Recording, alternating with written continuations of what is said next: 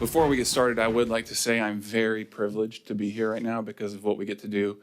We get to recognize two of our firefighters with what's the highest recognition in our line of work. And it goes without saying that anyone who's earned this award in the past has risked their life to save somebody else's life, and it's rare as well. It's rare to the degree that in our over 100 years of service as a fire department, we've only ever issued the award once. So in 37 years ago, it was issued to a Titusville firefighter who rescued two different people from two different structure fires. One of those victims was a 12-year-old girl who, upon pulling her out of the building, he initiated CPR and continued that all the way to the hospital. So that firefighter was Lieutenant Robert Spillers. Fortunately, Lieutenant Spillers is actually here with us tonight. So, Lieutenant, would you mind standing up so we can know all of you?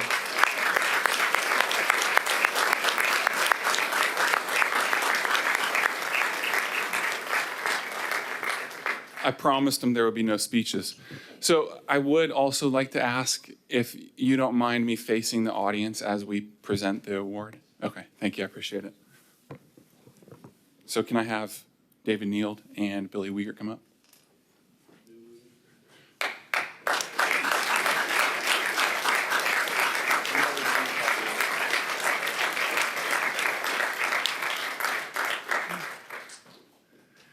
All right, so we would all like to think, especially for those of us who are first responders, that when we're faced with a life or death type situation, we'll still be able to make ethical decisions and do what's right.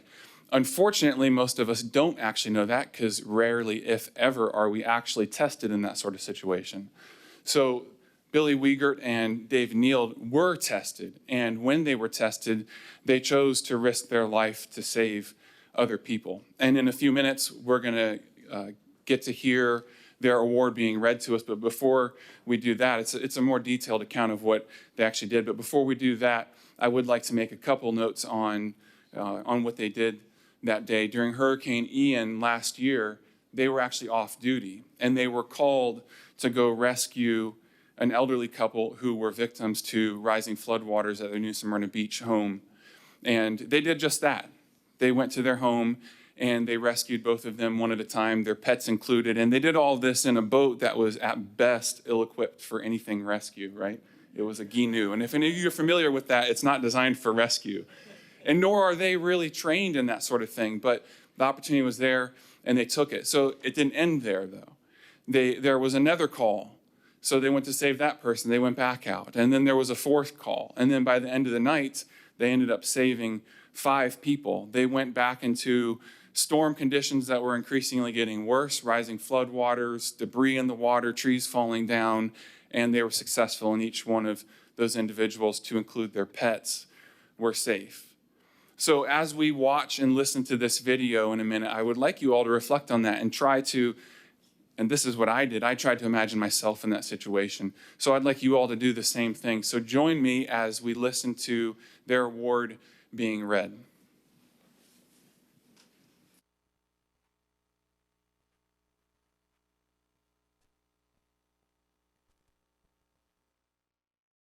The fire chief of the Titusville Fire Department, with authorization of the awards committee, takes great pride in presenting the department's Medal of Honor to Lieutenant David A. Neeld and driver-operator William S. Wiegert for service as set forth in the following citation.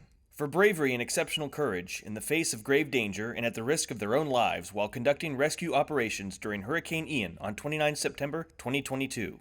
Lieutenant David Neeld and driver-operator William Wiegert received an urgent call from retired Titusville Fire Department Lieutenant Frank Neeld stating he had been contacted by an elderly couple who were trapped and physically unable to escape their New Smyrna Beach home due to rapidly rising waters. Without hesitation, and although not trained in swift water rescue, both Lieutenant Neeld and driver-operator Wiegert immediately responded to the call. The only vessel available to them was not designed for such a purpose. Nevertheless, they pushed forward with the rescue attempt. En route, the crew encountered strong tropical storm-force winds and heavy rains, continuously dodged airborne and roadway debris, and contended with unpassable roadways and neighborhoods under several feet of water. The closest access point to reach the trapped victims was nearly a mile away, forcing the crew to navigate through rough, choppy conditions against heavy currents, with the constant risk of capsizing. The unnavigable waters and deteriorating weather conditions were exacerbated by the increasing number of debris obstructing the waterway. After more than a half an hour, Lieutenant Neeld and driver-operator Wiegert located the home, which had been besieged by several feet of water. The crew quickly ascertained that due to the limitations of their vessel, they would have to make multiple trips through the swift and dangerous waters to bring the two victims to safety. The crew first retrieved the elderly wife and then returned for the 89-year-old husband and the couple's dog. While transporting the second victim, the crew heard cries for help. They immediately discovered a man hailing them from the second floor of an inundated house. However, their vessel was already at capacity and additional occupants would cause it to founder. Upon delivering the elderly man to safety, Lieutenant Neeld and driver-operator Wiegert, without delay and with great urgency, re-entered the waters for a third rescue run, where they ultimately retrieved a man, his wife, and 2 dogs. By their courageous action and selfless devotion to duty, Lieutenant Neeld and driver-operator Wiegert reflected great credit upon themselves and upheld the highest traditions of the fire service and that of the Titusville Fire Department. Signed, John Hustoles, Fire Chief.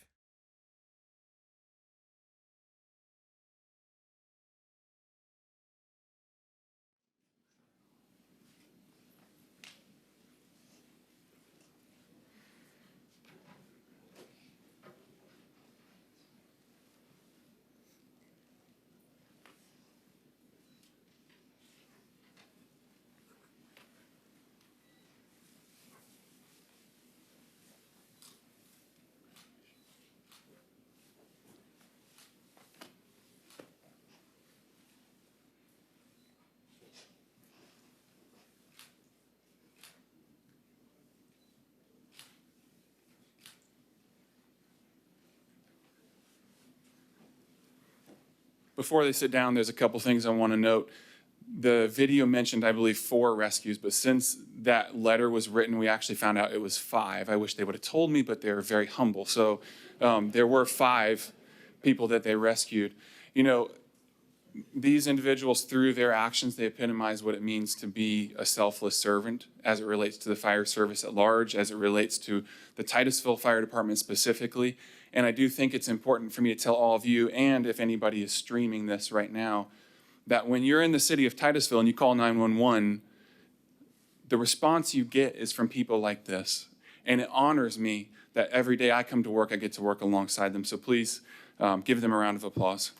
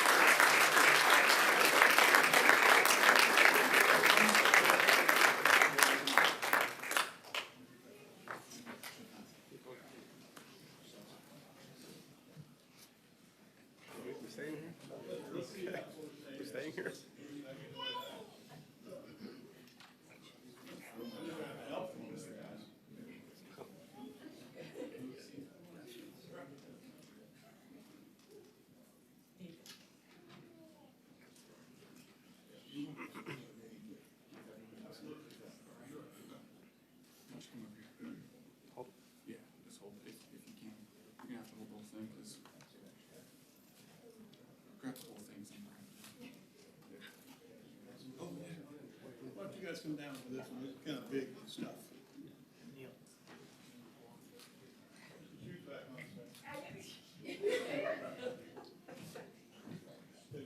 I'll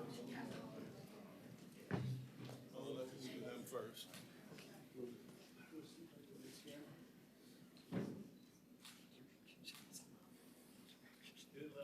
And Chief, and then after you get in there, then we'll come.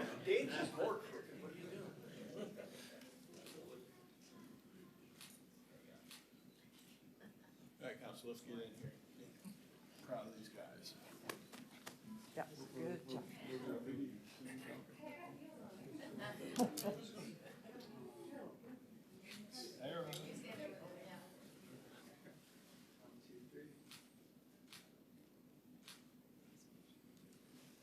Wow, thank you. That was great.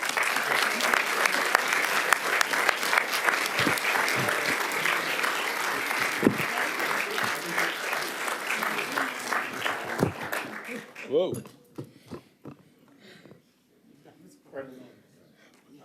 Unbelievable. This is why I say almost every time I speak, whether it's 4th of July or the 911 ceremony, whatever it may be, this is why I say our first responders, our police officers, our firefighters, our EMTs, that's why you're my heroes. That's why you're their heroes. You've got something different in you. When there's danger, I bet you do it at home. I bet you do it. You see a movie, some alarm goes off and you run to the TV. I mean, it's just in you. You run to danger while the rest of us are trying to get away.